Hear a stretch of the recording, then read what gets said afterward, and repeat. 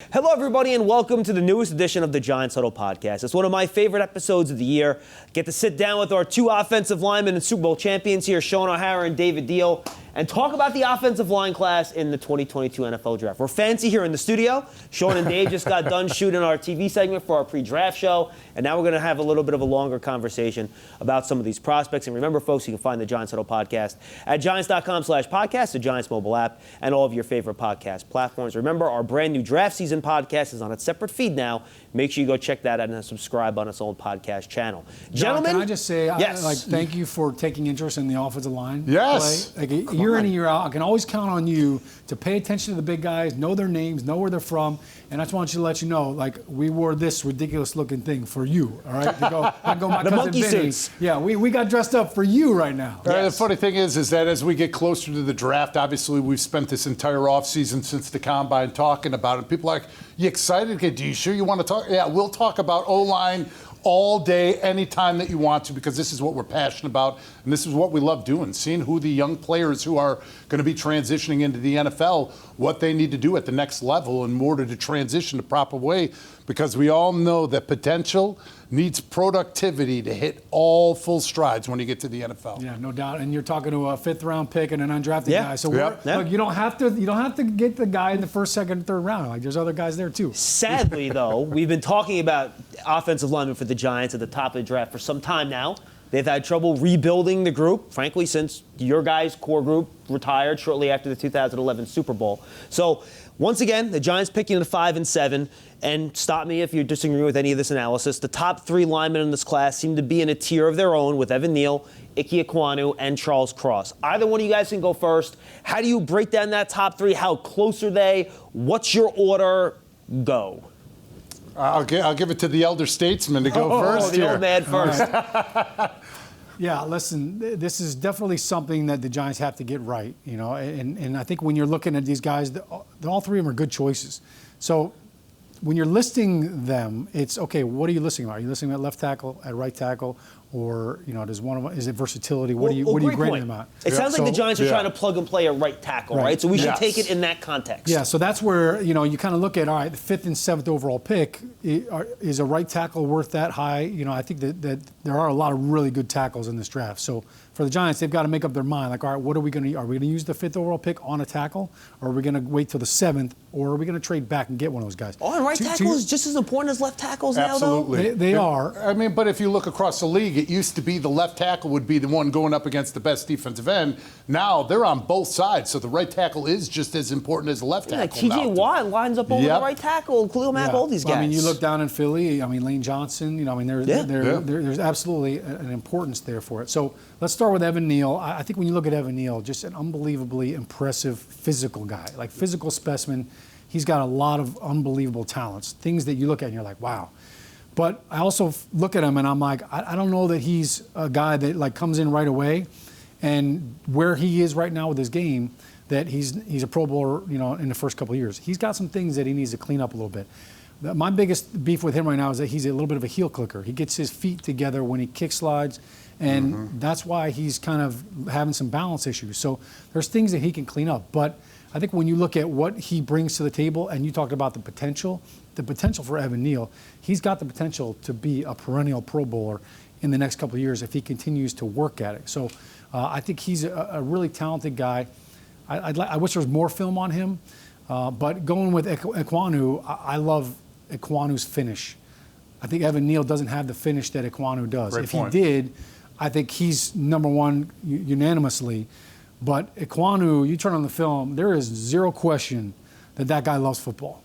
And when you sit down in an interview with these offensive linemen, we're going to draft you. Like, all right, I shouldn't have to ask you, do you like football? Like, I should be able to turn on the film and I could see it. At the Combine, I could have sat and listened to him talk about football for an hour. Yeah. He was so into it, and such a smart guy, too. Yeah, and it shows. And you know, when you look at him, look, he played guard, then he slid out to left tackle, and then he kind of, you could see that there were some things that he needs to work on. He clearly hadn't been playing left tackle for 3 years. There were times where he just got beat with his outside hand because his footwork just got a little sloppy. He got a little, you know, it was almost like at guard, you don't have to have as much of a stagger, whereas a tackle, as you know, the further you move away from the ball as offensive line play, you've got to have more of a stagger. So you could see where that kind of got him in trouble a little bit. And then the third guy that you had was Charles Cross. Yeah. I mean, that guy is really smooth. And you see the pass sets, he's got great footwork, great athleticism. I think his hands, can definitely use some work. But the question mark with him is just the run game aspect of it. So I don't know if he is. I don't know if you could take him at 5 overall. Like I think he's definitely a first-round pick, but I don't know if he's. I don't know if you grade him that high. Yeah. I'll piggyback right on top of that. Number one, Evan Neal. I do think that he is the best offensive tackle right now, currently in the draft. You have the versatility if he needs to move inside and play there, but he is going to be a tackle in the NFL, whether right tackle to start, then move to left tackle, or an immediate plug-and-play starter at left tackle the minute that he comes into the league. When you see him coming out of the run game and stretching and going up against the best talent in the country consistently all year, like he faced throughout his career in Alabama, his techniques and fundamentals show up time and time and time again. You see his proper angles and landmarks when he takes off at the line of scrimmage. You see him on the backside of B blocks, whether he's just cutting off a 3 technique or if he has to cut off all the way down to a 2 technique where they're working to the backside to the second level. Those are all things that we've seen him do. In the passing game, I love the fact that he's already got a jump set. He's already got a vertical set. He's got a different set that he changes up, whether it's a 3, a 5, or a 7. He uses his hands independently. But the area, like you talked about, is the overall aggressiveness consistently. He sometimes gives up his chest. You and I both know when you're out there on an island, you better be a boxer and have those hands up, protecting, ready to punch and counterpunch, because if you're a gunslinger and you go to shoot those hands from the hip, you're exposing your chest, and over 300 pounds, I don't care how big you are, you're going to get pushed back and you're going to give up ground.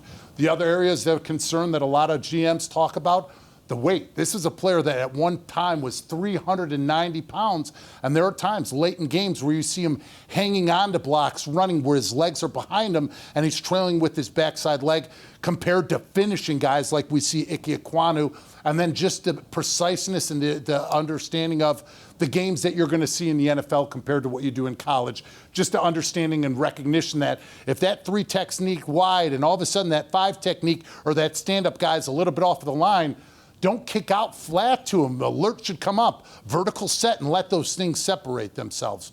When it comes to Ike Ekwonu. Well, Dave, real quick, by the way, you guys have been around a lot of big people, and then you go to Ike. Have either of you guys ever seen a 340-pound man like Evan Neal look skinny? No. He looks like he's 290. No. I've never seen anything like it. Have you ever seen a 340-pounder split squat onto a box? The explosiveness. I mean, it's ridiculous. It's absolutely reminds incredible. me of Tristan Wirfs a little bit. Yes. When he came out, everybody was talking about him jumping out of the pool onto the side deck and all the power moves that he was doing, great lower body strength.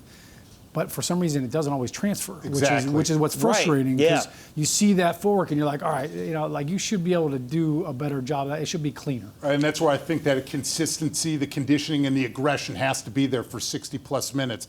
That's not a problem when it comes to Ike Ekwonu whatsoever. No. That's not an issue. Number one, you could tell he is a natural-born leader of that group up front. One of the captains, you see him vocally calling things out and doing it pre-snap because his understanding of what they run offensively. When he puts in football, same foot, same shoulder, in offensive line, it's backside leg, backside shoulder tied together. If he gets one of those onto you at the same time, you're moving from point A to point B up against your own will, and there's nothing you can do about it. In the passing game, I mean, if you look at him in a 2-point stance when he has his hands down, I mean, it's like go-go gadget arms when he is able to use them because of the length that he has out there with the ability to restart and redirect defensive ends. But at that same time, that's where he has to be smart and use that to his advantage by staying inside out, keeping that inside landmark on the defensive end to force him to have a one-way go outside. We always say when it comes to playing offensive tackle, you can ride the bull. You can turn and run him for 2 seconds and hold on. But if you give him a 2-way go and you're giving up an inside leverage move to him, that's where you're going to get in trouble. In regards to Charles Cross, I mean, when you turn on film of him, you can't believe that this is only a 2-year starter. I mean, we're talking about a guy who's going to start his week 1 in the NFL and won't be able to buy a beer until after legally because he'll only be 20 years old starting in the NFL. So you add that in, the athleticism, the hands, the fact that he's already had some of the techniques and fundamentals in the passing game because of running that Mike Leach air raid spread offense. But the problem comes up when you show up in the run game. Wide splits between him and the guard. So if you're working double teams, that cohesion is going to need to be worked on in the NFL. His angles that he takes while reaching a defensive end and when they run outside or inside zone. The problem that he has is because they don't do so much work at it is the first step that he'll take, he doesn't put himself on a proper angle, and now all of a sudden he gets bookend. The next time he comes, he overcompensates, goes to fly and rip off of the ball with his backside arm and leg, but he oversteps it and he doesn't get it down. Now all of a sudden he gets dart and veered in by that defensive end. That creates penetration, and now he's starting to fight to work back to the block. The upside and the potential is absolutely there. It's just going to take some time and some work in order to develop it. Do you guys see the innate physicality with Cross, though? Because I think you can teach the technique in the run game, right? But does he have the innate, I'm going to go whoop your butt and move you, as you like to say, Dave, from point A to point B? Is that in him, do you think, or do we not know because we haven't seen him do it on tape? I think that's in you, but I also think that that's something that you have to develop as an offensive lineman. You know, it's easy to sit out there and watch Joe Thomas after he's done it for 7 straight seasons being like, oh, it looks so effortless and flawless, because you hear from your offensive lineman or offensive line coach, trust your technique. It's not so simple when you're on the road and it's 3rd and 11 and DeMarcus Ware is bearing down on the outside and you're looking at him out of your left eye and the ball out of your right eye and you're in a 2-point stance. There's a big difference between trusting your technique when that's the situation compared to when you're first coming in. So I do think that attitude and that toughness is brought out by the players as they get that. But also, that's a part of the culture in the offensive line room that needs to be developed and part of that locker room as well. How about you, Sean? Do you think he has it in him to be a good run blocker? Yeah, you could see there's times where it's there and there's flashes of it. But I think if you're in a game and you throw the ball 45 to 50 times, that's a different mindset as opposed to if I know we're going to run the ball 35 times, guess what? Like, you're playing smash mouth. You're the aggressor. So if you're in a system that's throwing the ball 75% of the time, it's a lot tougher to kind of be in that aggressive mode because, you know, aggression can get you in trouble in pass protection. So you've kind of got to, you know, I think to Diehl's point, where he goes will determine a lot of how that grows. Mm-hmm. Because now if the Indianapolis Colts draft Charles Cross and now you're coming in and you're with guys like Quentin Nelson and Tim Kelly, guess what? That becomes infectious. Hey, this is the way we play. This is our standard. When you turn on tape with some of these offensive linemen, you look at what Teron Armstead is doing down in New Orleans and Ryan Ramczyk, they play with a certain edge. So you would love to have a guy like Charles Cross go to a guy like the Saints, you know, or something like that, or in that culture that would really kind of bring that out of them. Okay, so let's have it meet the road here. If you guys are the GM of the Giants, and who knows, maybe 4 defensive players go in the top 4, who knows? And you're sitting there and all 3 of these offensive linemen are there. List them for me. First choice, second choice, third choice. Sean, why don't we start with you? I think first choice would be the way that we just talked about with Evan Neal and then Ecom and then, you know, Charles Cross. I feel like Trevor Penning is creeping into that conversation just because, you know, it's tough because he played different competition, but when you turn on the Senior Bowl and you see what he was doing against some of the best, like, he didn't back down from anybody. So I almost kind of look at it like, you know, look, if I'm sitting up there and I'm Joe Shane and he's got a grading system and I'm looking at this, okay, if I feel like I could trade back or wait till 7 to get a tackle. So you don't think Penning's that far away from Cross then, the way you see it? I think it's out of necessity when it comes to the draft, like you're talking about. I got you. Yeah, and so I mean, it's kind of splitting hairs as far as like who's where. Sure. But if I'm going to have a guy that's going to move to right tackle, I would rather have Trevor Penning move to right tackle than Charles Cross because I don't know that he could handle that over on the other side. So I feel like Penning, you know, that's a little bit of an unknown with all of them, but I feel like he can handle it. And I think his motor, his energy, his effort would overcome any of those early obstacles that he would have. Same order for you, Dave? Yeah, same order for me. I think that I would put there at 4 and 5 right behind Penning. I'd come in with Raymond out of Central Michigan. I think that he is a player that's moving up the boards right now. You think he's a first-round pick? I don't think that he's a first-round pick just because I see the way that this is going to get pushed. I don't think that there's going to be a 5th tackle taken in the first round. I think once you get past 4 and once you get past Penning, I think that's when you're going to see Green at the guard position come in, Linderbaum. I think that's where those guys are going to start sliding in, and you're going to start seeing tackles go right at the top of that second round. But I think when you see Raymond come in, reminds you of, number one, the school where he went to, Eric Fisher a little bit, but I think Fisher was more athletic. But then you think about Jack Conklin coming out of Michigan State, the career that he's had, not only in his time in Tennessee, but now in Cleveland. Raymond is exactly that type of big-bodied player that is great in the run game, can run zone scheme, can run gap scheme. In the passing game, if he gets his hands on you, it's over. Those vice grips are locked on, and that's it. But the area of concern when you have a player that's big is the limberness of it, the inside move when you have a quick twitch defensive end. Will he be able to maintain that anchor staying inside out and run him around the hoop? Raymond, when you think about him, you were talking about young guys, and he's a raw guy. I mean, he was playing tight end. So, he's still new to kind of the offensive line play, and you can kind of see that. Like, he's still trying to figure out, all right, the hands and the feet aren't as seamless as they should be sometimes. Doesn't have the longest arms either. But yeah, my thing with him is I feel like his hands come from underneath instead of punching a lot. And when your hands come under like that and a defender slaps him down, it brings your face into it. So he gets in trouble with that. But you could see the athleticism. When he's blocking a defensive end and that guy goes to retrace or changes direction, he's hip to hip. Yep. Like, as opposed to some of these tackles, now all of a sudden the guy changes direction and they're on the back half of the defender.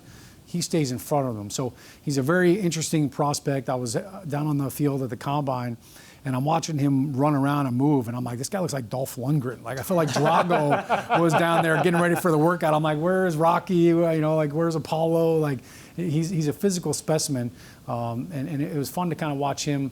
In some of the combo blocks. He's still learning how to do all that stuff, but he's definitely a physical guy. I'd be really curious to see if he could sneak into the first round. If not, that's a heck of a second-round pick. You know what? One of the players that people are talking about that they're talking about inching up, which I just do not see, is Tyler Smith out of Tulsa. A lot of people have him as a late first-round pick. And I personally don't see it. And I'm not disrespecting him as a football player. You love his attitude. You love his tenacity. You love that he is a phone booth mauler. Just watch him against Cincinnati. But he is so raw. His technique is so raw that, number one, you got to move him inside to the guard position. When we look at the guards, we know that Zion Johnson and Green coming out of Florida State are the best two guards coming in, or out of Texas A&M are the best two guards coming into the draft. So he doesn't have that. And you think about him having that kind of tweener body, whether he's really a guard, does he have that unfolding and the power to really anchor in the A and B gaps and give up ground grudgingly? Or is he truly an outside tackle with lack of arm length? That's where he's that kind of tweener for me, that where people are sitting here saying that he's a first-round offensive tackle, I can't see it. John, one of the things that's interesting too, and we're talking about some of these raw guys that need some time to develop. It's tougher now than ever before to come into the NFL as an offensive lineman and get better right away because of the reps. They're so limited. Like, the only real way to get better as a young offensive lineman is with the pads on. You go out in helmets and jerseys, and you and I would be so frustrated at, like, these defensive ends are running all over the place, and you can't jam them, you can't punch them, you can't hit. So for these young guys, that's one of the challenges that they're up against. And if you're a team that's saying, all right, we're going to draft this young guy, and he's going to start week one, boy, you better get him ready. Like, you better give him every single rep you can in training camp. He better play every preseason game, because all of those reps are so crucial because they're so limited. A couple basic questions. We've talked about how the Giants have Andrew Thomas at left tackle, and we're assuming they want to leave him there. Maybe they're willing to move him to the right side. He did it in college. I don't know that. Which I would. I mean, look how comfortable, and look at the way that he played last season. Totally agree. Yep. I think that's a risk. Yeah. So how concerned are you that we haven't seen, except for Evan Neal, and maybe that's one of the reasons he's your number one for you guys, trying to evaluate what these guys will look like at right tackle based on what they've done at left tackle? And again, I don't think the roles and the skill sets are different anymore. I think the positions are kind of the same now. But to your guys' point, it's very easy to say, oh, just go play the right side, it's fine. Everything swaps and switches, so it takes time to figure that out. So how much does that enter into the equation for you guys? Asking whichever one of these tackles you draft, is, unless it's Evan Neal, is going to have to play the right side for the first time. Well, it's not seamless, and it's not as easy as people think. It's not something that you're just... It's minor when it's somebody else's body, right? Yeah, like just, minor surgery. It's minor because it's not your elbow. Yeah, don't worry. We're just going to flip you to the opposite side, and you're going to completely use your opposite dominant hand in order to get it done. As you like to say, okay, we're going to flip sides. Imagine now you're right-handed. You go to the bathroom, and now I'm going to force you for an entire week to use your left in order to clean up the job. It doesn't work out so easily as you think. Not to mention, when I look at offensive tackles coming out of the draft and going to the NFL, I look, okay, are they right-handed, are they left-handed? Because it makes a difference. For me playing left tackle, I felt more comfortable being a right-handed dominant player and somebody that has the right leg that they jump off as their dominant leg, playing left tackle allowed me to use this to force myself as back as possible to beat the defensive end to the point of intersection. But this is my strong hand. I can control everything from the inside out, compared to now if you're working with your left, that's not your dominant hand, and you're flipping sides, you're not going to torque, you're not going to feel as comfortable, and you're not going to have that same body control and strength that you would naturally. So as a right-hander, you want to be on the left, because that's your inside. So your strong hand is on the inside. You go to reach, you go to move a defensive end. What are you pulling? Your right leg, your right knee, and that's what you're jamming through the midsection of that DN to get the movement off of the line of scrimmage. So how much do you worry about trying to teach somebody to do that then when maybe you haven't seen them? Now, a guy like Charles Cross, to say, is work on that, training in the offseason and all that stuff. But how much do you take that into consideration in your evaluation then? I mean, it's a factor when you're doing it, because to your point, it's like, all right, we're asking somebody to do something that maybe they've never done before. Maybe you have played that other side, but if you haven't done it in a while, it takes time, and it's now you're thinking about it. You've got a different post foot. Case in point, look, Nate Solder was a left tackle for the Giants here. Yeah. All of a sudden, you move over to the right side. It took him time, and then to do it during the season, look, you're talking to a guy that did it. And you know what? I remember talking to Dave. Ask, right? And Dave was like, look, I'm doing it because it's what's right for the team. He didn't want to do it. That's hard. That's hard. And you got to take extra sets. And you went from left tackle to right tackle during the season one time, and he had already played right tackle. There's still an adjustment period. So it is that hand battle, the balance battle. I mean, you can look around the NFL. I remember Donald Penn was a left tackle for a long time. He ended up moving to right tackle. He ends up tearing his groin just because he was so used to the other side. Yeah. So it is definitely a factor. Now, you go back and look 2 years ago, Jedrick Wills, right? He was the right tackle down in Alabama, which was Tua's blind side. So he's playing right tackle. The Browns draft him. They move him to left tackle. So for a guy like that, great hands, great footwork, easy transition. What kind of guy is he? What kind of player is he?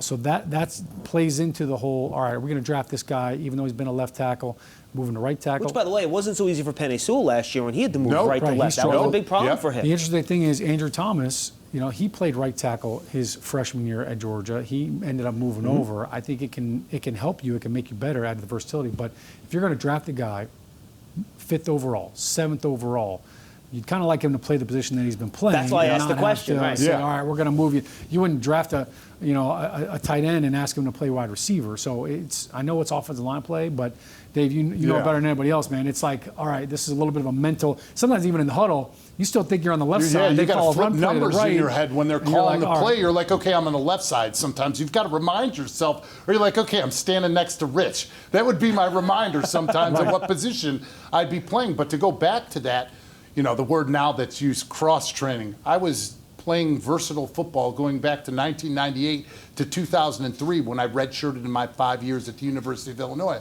I played all the positions. I was bounced around doing it in college so that when I got to the NFL, that was one of my areas where I was comfortable and confident in grooming to that position. And you talked about these younger players coming out. We're talking about COVID years where there was no spring ball, where there wasn't a season for some of these players. Yeah. So you're talking about a full year of potential growth for some of these players being derailed, where that's how many thousands of reps that you're working your pass sets on one side or the other that you didn't have. All right, I want to go a little bit deeper on the offensive tackle class here then. Abraham Lucas is someone that I think is interesting. He played tackle for Washington State. They still have that air raid system, so same type of conversation that we had for Charles Cross. How quickly can a guy like that, who's had so many pass sets, is that guy someone you feel a little bit more comfortable plug-in playing because of the volume of pass sets that he has? Or does the run stuff then provide a whole different set of challenges? Well, the run stuff provides a whole set of other challenges, but also one of the things that you have to realize is that even though that you're in this air raid system, a lot of times that people sit here and think when they really don't watch film, they're just going to assume that your pass sets are perfect each and every time because that's all you do.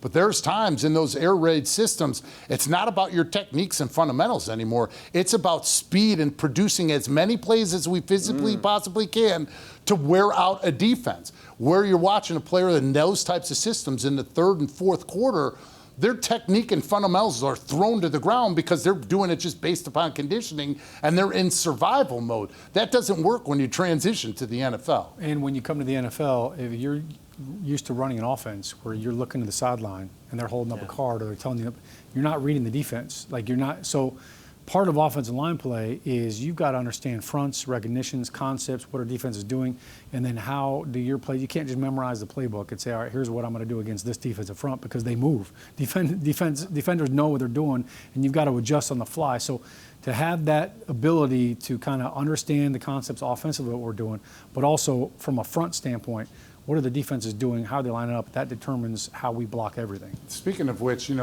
going not just to offenses and pass setting and protections, think about how many offensive tackles I'm sitting here watching film of that weren't in three-point stance the entire football season. Lucas is one of them. Lucas is one of them. And people think, well, it's that easy, you can get into a three-point stance. If we remember Williams, who was drafted out of Vanderbilt to the Chicago Bears in the first round to play tackle, never got into a three-point stance in college, could never transition and come out of his stance with that same explosion and snap and have that leverage where you're working from low to high that you need to up against defensive ends.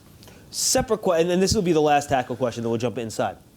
When you're looking and you're scouting your guy, how big of a concern if you think they maybe lack some play strength in college? Like a guy like Lucas, good footwork, but not the strongest guy. I think the Ohio State tackle, Petit Frere, another guy, his feet are awesome. But then you saw Aiden Hutchinson basically moving around like a rag doll in the Big Ten championship game.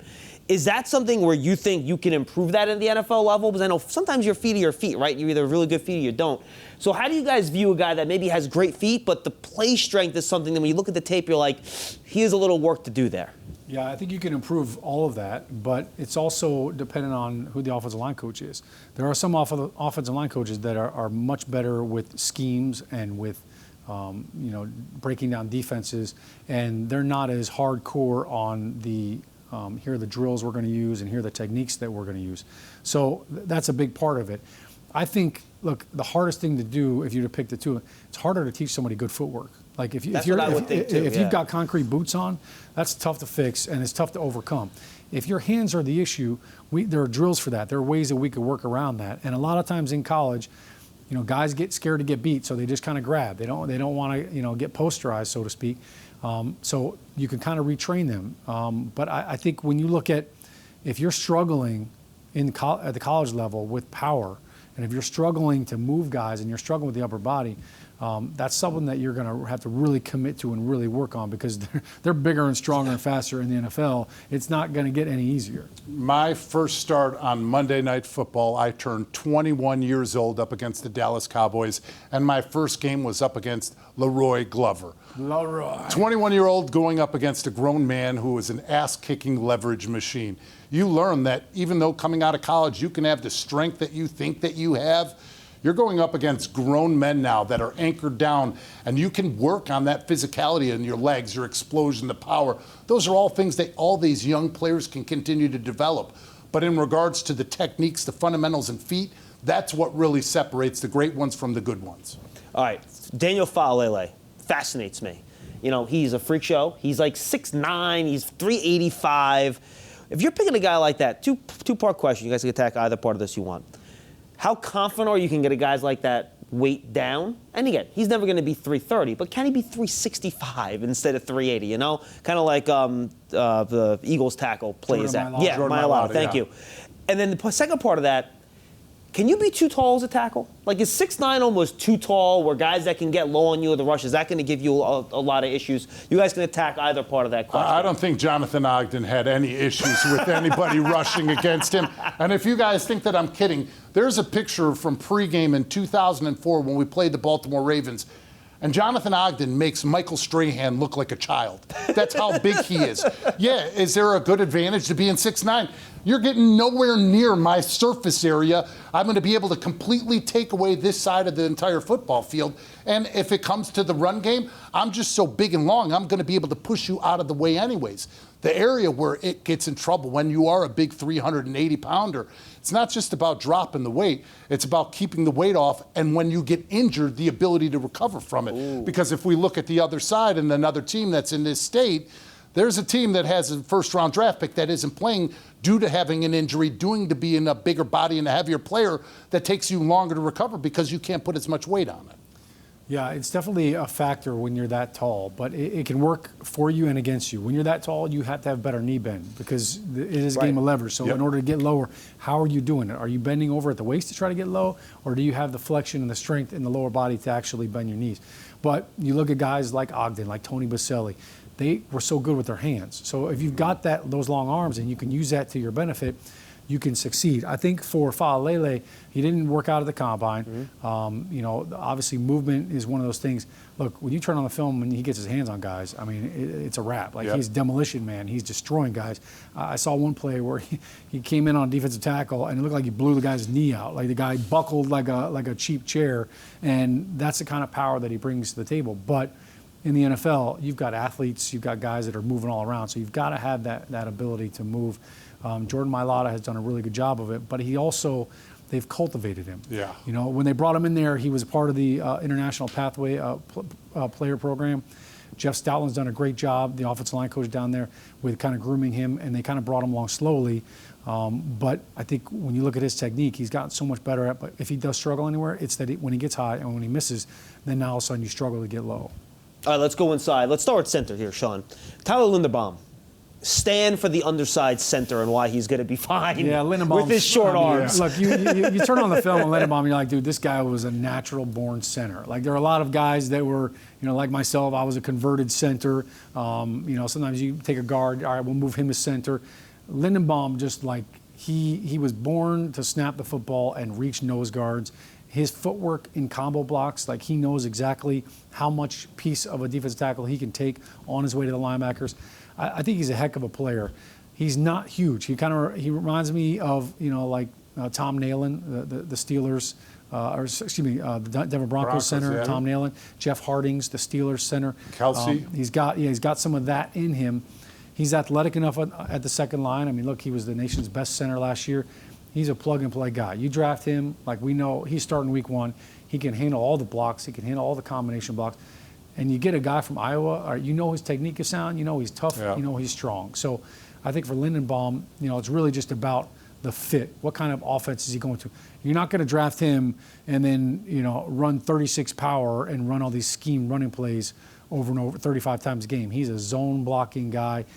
He would be great in any kind of zone stretch scheme. You don't have any worries, though, about the short arms? You don't think that's going to be a problem? No, I had short arms my whole career. I don't get worried about it because, number one, it's about the scheme that he's put in, and number two, he's a former wrestler. He knows how to work leverage inside hands, working them back inside. That's one thing, as you said, the length. He gets somebody's hands, he's trapping, he's getting them back, working back underneath. So he has that hand replacement ability to work it.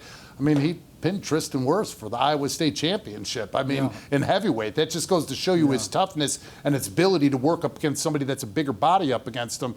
But as you said, I think it's a scheme fit for him. All right, very simple then. Any other centers, Sean, that kind of jump out to you in this process? Cam Jurgens really flashed for me. I watched a little bit of film on him, but at the combine, man, he was super athletic. He ran a great 40, which I know is not a huge. We don't put a lot of stock in that as offensive lineman, but high energy, high motor guy. Then you turn on the film, and he kind of reminded me of Kevin Mawai with how many times he's pulling out. Like they're running tall sweeps. He's out in front leading the parade. So I think he's a guy that. I don't know if he's a first-round pick, second-round, third-round pick. You got a guy, he's got some Alex Mack in him too. So I love his physicality. He's very tough. I saw him throwing linebackers and defensive backs out of the club. Like he's got a finish component to him. So I think he could be a week 1 starter for a team at center. Okay. Sounds like someone had a beef jerky gift bag for you walking out of the combine in Indy to get some nice love for Cam Jurgens. Huh? No doubt. Jurgens, and I'm pretty sure he'll have a sponsorship for that hand lotion too. There you go, yeah. I know Luke Fortner's a guy that you watched out of Kentucky. I think he's a really solid day 2 pick to plug and play. Like, he was anchored against Jordan Davis in that Georgia game. I was really impressed. The thing is about him is that he's not going to flash and have these numbers at the combine with all these other guys running in the low 5.0s and low 4.9s, and then you're not going to have all the background to go with it. But as you said, just sound techniques and fundamentals, plays inside and out, can play both guards in center, has had that all played at Kentucky. But as you said, just smart, instinctual player, doesn't give up ground, is able to sit down and anchor on the inside. We know his academic background, he's a smart, intelligent kid. And when it comes to being a center in the NFL, which Sean will tell you, one of the greatest things that these young quarterbacks can have is a center that can come in, take control of the calls, identifying the mic, identifying the protections to take some of that off of the plate of a young quarterback coming in. All right, guards. Either one can take either player. Who's your top guard, Zion or Kenyon Green? I'm a Kenyon Green guy. I love the versatility. I mean, road grader. I mean, when we talk about, the guards in the center responsible for the depth and the tackles responsible for the width, he gives up zero ground on the inside when he gets his hands on you. In the run game, he moves people from point A to point B, gets up to the second level, has that natural, because of his size, the natural leverage to get underneath and stand up. 3 techniques for that defensive or offensive tackle to come down and knock him down. The area where he needs to improve is in the passing game, is when he has a quick twitch 3 technique that's bouncing inside and out. He's jumping, should I K-second, should I kick, should I step with my inside leg? That's where he gets in some problems once he gets that shifty guy. But I think for me, he's the best guard in the draft. I think he's a stud. He's a violent player. Yes. When you He turn moves on film people. on him, you're like, Heavy-handed. dude, this guy's got unbelievable hip power. I mean, he could box squat probably 500 pounds. Like, he's got that hip explosion. And it's funny, when you see him pull, like, he likes pulling. You could tell some guards pull because they have to. Like, he takes pleasure in pulling out. Get the locomotive sound going because he's excited. He's getting around the corner. I'm going to throw an old school name out there. Like, he's got a little Will Shields in him, like with the hip power and his ability to kind of lift some guys out. But to your point about the pass pro, look, there were a couple times where his physicality and his strength didn't translate athletically. His movement's a little clunky, right? Yeah. It's very odd. And then at the combine, I'm watching him do some of the drills, and he kind of struggled with some of the drills, which surprised me. The mirror dodge. Like, Yep. His footwork wasn't clean. He gathered his base a little bit. The change of direction didn't translate on those drills. So, hopefully at the pro day he was able to clean some of that up and answer some questions. But how about we'll get to Zion? Make Christie proud here, O'Hara. Yeah, boy. listen, I tell you, Boston College, if you ask Chris Nee and Dan Copeland, they'll say that it's O-line university. But I think when you look at Zion Johnson, so smooth. I just talked about Kenyon Green looking a little clunky at the drills of the combine. I mean, he was so smooth, in and out, change of direction, never lost his stagger. His hips were square through everything. His posture was phenomenal. I was so impressed with how well he did. And then you turn on the tape and it backs it up. Yeah. Great job, great footwork. His stance is it's unique. He almost looks like Roger Saffold in his stance. His left knee is he's got his left knee kind of in knocked. And I think one of the things that you look for in offensive linemen is that first step. Where does it start? Are they leading with the foot and the ankle, or are they leading with the knee? And with his knee kind of leaned in on the stance, he has a great first step, and that sets him up for great success on any zone schemes or any run plays. But I think physically, I was so impressed with him. Sometimes you see guys on film, and you're like, man, this guy's a stud, or he looks really big, and then you see him in person, and you're a little disappointed. They're not as big as you thought they were. He was the opposite. I saw him in person. I'm like, man, that dude is a stud. I could see a team that would fall in love with him. I think he's absolutely a week 1 starter. You can't believe when you put on film that he started at Davidson in his career and then went over to Boston College. It's unbelievable because, as you said, Boston College is known for their offensive linemen, and he fit the mold perfectly. Versatile, has the athleticism to play inside and out.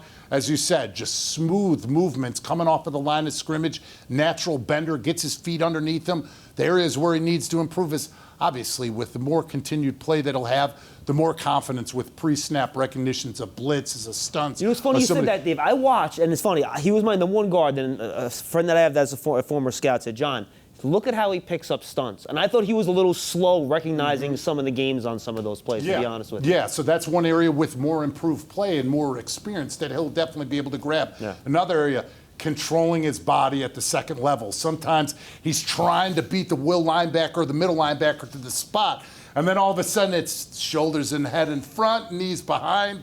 Linebacker gives him the old Olay, and he's off to the side.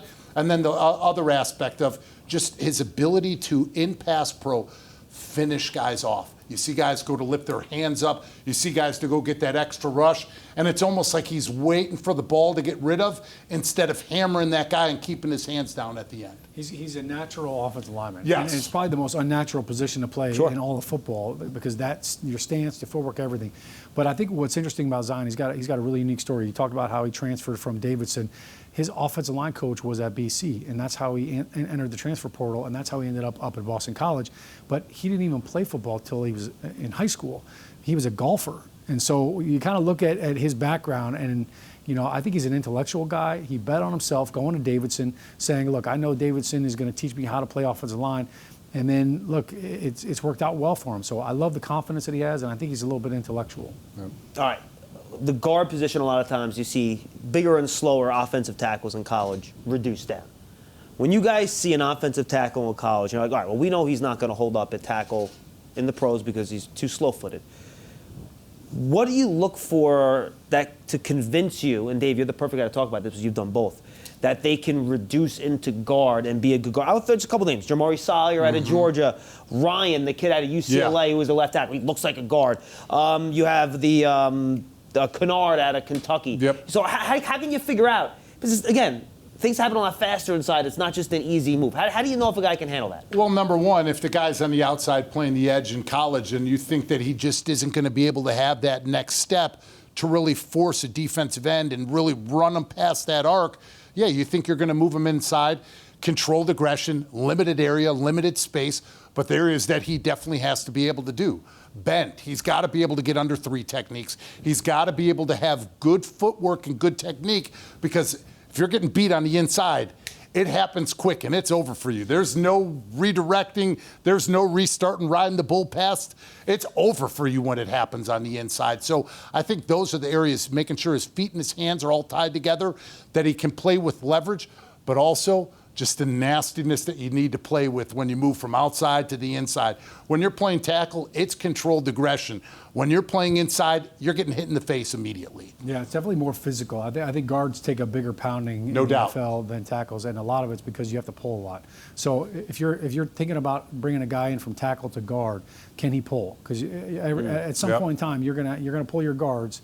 Some teams do it more than others, but I think to your point, it's a little bit more close quarters combat inside, and so you've got to have good hands. You better be quick. You better have some quick feet and hands, and your jump set is going to be your best friend. Sometimes guys that have played tackle, you get a couple kick slides sometimes before you even make contact, so you're in space a little bit more.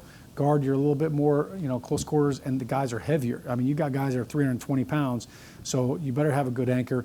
You better find a way to keep your hands inside. But I think the other thing too is, when you go into guard now, you've got guys coming from both directions. Yeah. Like when you're at a tackle, you're pretty much like, all right, I'm outside here. Like maybe once in a while I'll have a twist come from here, but at guard, you've got to be able to change direction and move both ways, which sometimes guys struggle with. Not to mention, as you sit there and you talked about it, just in closed space, there's times literally when you're sitting at guard and it's boom, you're getting hit right away. There's times where I'm kicking that tackle. You're kicking as fast as possible on a third down back there, and you're like, okay, come closer, okay, come closer. You're waiting for him like you're trying to be patient and get your hands on him. You're like, okay, come on, come on, come on. You're waiting, and that patience that you have to have, that the minute that it happens, that you have your feet, your length, and everything underneath you to punch and not overreach to do it, that's very difficult to do out there. All right, who are some of the day two, well, start with you, Dave, guards that you like? The Giants, they bring in Mark Lewinsky, long-term contract. He's a real solid NFL starter. The other two spots, though, are kind of, we'll figure it out. We'll wait and see. Short-term, what's the long-term solution there? So I could see a guard being a day 2, early day 3 selection. Who are some of the guys, Dave, that you like? LSU. Big body guard. Big Ed? Big Ed. I love Big Ed. Listen, limited Ed Ingram, athlete. by the Ed way. Ingram, Yes. by the way. Obviously, limited athlete. We know that. But when you're talking about just an offensive lineman that loves the game, toughness, fighting it, being able to get underneath, dig down, really, I just like watching him play just because you know that he loves the game. Talk about a guy that likes to pull, Dave. Yes. Oh, he is a puller. Gets him out in open space. You get the horn going. I just think that even though he's a limited athlete, I just think that he has the potential of just refining his techniques and fundamentals at the next level to play. How about you, Sean? I look at a lot of these guys. This is a deep offensive line draft. So I think you absolutely could get some guys in the second and third round. Look, I mentioned Trevor Penning early on. I mean, who knows? He could end up not going in the first round, depending on how it all works. But in the second round, he could be there. Look, I could see a world where Lindenbaum ends up in the second round. Yeah. Mm-hmm. Look, here's the thing. There's 2 guards and 2 tackles, but there's only 1 center. So you kind of look at, all right, once you get to the 20th pick of the draft, if those teams aren't really in the market for a center, now all of a sudden you get a guy, Lindenbaum, if you could get a guy like that in the second round. By the way, a scheme-specific center. So if you're not running heavy zone, then you're not even going to look at him to begin with, right? So I think we could very well be looking at this draft and saying, man, we've got got some really good players in the second and third round that probably had first round grades on them. I mentioned Cam Jurgens. I think he's another guy that could sneak into that. Jamari Salyer is the guy you mentioned to me before we started, right? Salyer, I love his game. And, you look at a guy that he played guard, all right? He could have come out as a redshirt junior. He says, I'm coming back for my senior year. Bets on himself. They win the national championship. Now, that's a great way for him to ride off. And, look, he absolutely improved his stock. And he blocked Aiden Hutchinson better than any other player at tackle. He played against the college's best, and he more than held his own. I mean, he's got that pancake on Hutchinson where everybody saw that. It went viral. So his stock is trending up. I think for him, he only played tackle for 1 year. So he could be a guy you could try out a tackle, and then he's going to be a good guard. Yeah. Coming out of high school, he was the #1 ranked guard in the entire nation. He was the third-ranked guy in his state. The two guys ahead of him were Trevor Lawrence and Justin Fields. So that's how good of a guard he was coming out. I think if he happens to be sitting there in the second and third round, the Giants have to jump on him. Yeah. There's a couple of reasons. Number one, he's a great player. He's physical. He's a good kid. But number two, who one of his best friends is? Andrew Thomas. Yeah. Right? He played next to Andrew Thomas down in Georgia. They've been friends since middle school. He's from Atlanta, so they've known each other, pretty much their whole life. That would be a heck of a tandem to have him plug in at left guard, have him next to Andrew Thomas. You get a young guy in there. You know what? He knows AT's going to take care of him, and you've got a veteran next to you in John Feliciano. The one thing that I really think about when it comes to the offensive lineman, I really believe starting in the second round that there's going to be one or two of these top guys sitting there, because just the way that it's been playing out, we know that the modern day game with all the spread offenses, there's going to be a run of receivers here at the end of the first round. And I think that that's going to push back some of these offensive guards, offensive tackles to either the late first round or start of the second round, where, as you said, these are first round graded players, but just because of the push and the emphasis for the skill position, the fast guys, after the year that Jamar Chase had last year, I just think that run's going to push some of these offensive linemen, especially maybe a Zion Johnson or a Kenyon Green. I feel like one of those guys is going to fall to start in the second round to be there sitting waiting. You guys scout offensive linemen as offensive linemen. You at the scout defensive linemen. So before we say goodbye, let's talk about the pass rushers real quick here. How do you rank those top four guys? If you're the Giants, how do you see them? They're different guys of different shapes and sizes that kind of do different things. Sean, let's start with you. I think if you're looking at this draft class, I'll go with production. So I'll put Aiden Hutchinson number one. Production, what he's done against some of the best players in all of college football. It's not just like sacks because of busted coverages or cover sacks. This guy's hands, I think he's got the best hands out of all the defensive linemen in this draft. It looks like he tries to engage with offensive linemen just so he can discard them and get to the quarterback. One of the things that you usually say a lot about guys coming out is, man, this guy's a really good athlete. He's really good. He needs to work on his hands. He can't get off blocks. Right. Aiden Hutchinson doesn't get blocked, and he's constantly swimming guys, and he has the best hands coming out. So I would put him number one. I think Thibodeau in Oregon. I think his potential might be even a little bit greater, but he's athletically he's still got some things to iron out.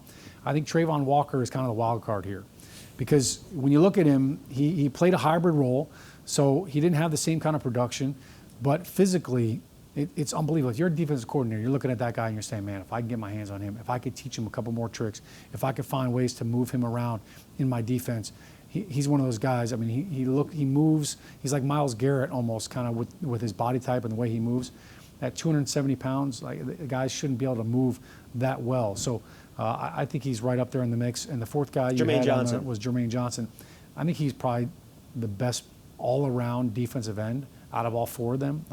And actually, I think he might be better on first and second down than all these other guys are combined. Number one, I'll start off Aiden Hutchinson. I mean, you just put on film, and he makes play after play after play in every single game that you turn on. He doesn't get beat by tight ends. He owns them at the point of attack. You see him stack and shed where it's just natural, where he's doing them, or then he'll give him the Olay and rip around the edge. Where his area, where he needs to improve on, is just, once again, having a pass rush plan after the first one stopped. In the end in college game, you could be a one-trick pony and get away with it every single time. You're going to go up against now veteran offensive tackles that are going to have a plan that's going to stop your initial move. How quickly can you transition to the next one? But he has the hands in order to do that. You mentioned this when we did our TV shoot.